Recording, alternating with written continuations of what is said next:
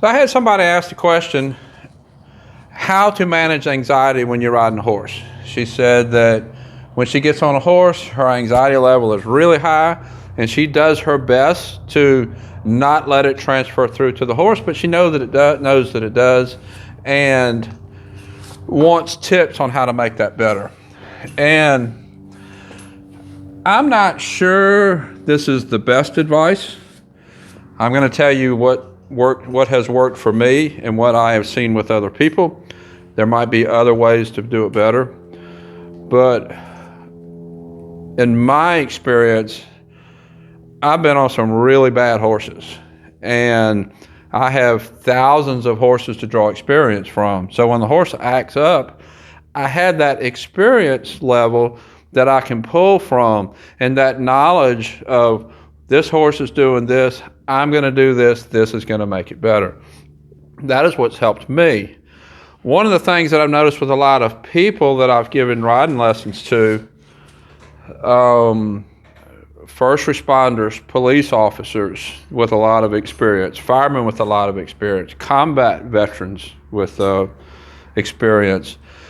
People like that, they've experienced some really bad things in life. And I'm a critical incident debriefer, and one of the things that we learned is that whatever your life is, whatever you have experienced, that becomes your normal.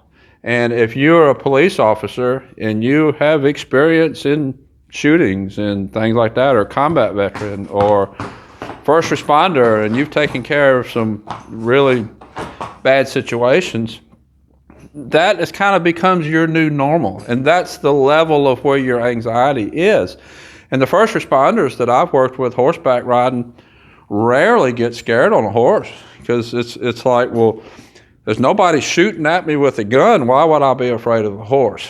And that's one of the things that I've experienced. And if you're having a lot of anxiety with your horse, I don't know that this is the right answer or not, but I think you need to bring up your level of experience of anxiety, what anxiety you have experienced. If your job is a low anxiety, whatever that would be, and you get on a horse and that is where you really are anxious, maybe you need to go skydiving. Maybe you need to go experience some other things. Maybe you need to do some other things so that raises your level of experience anxiety, of anxiety that you have experienced.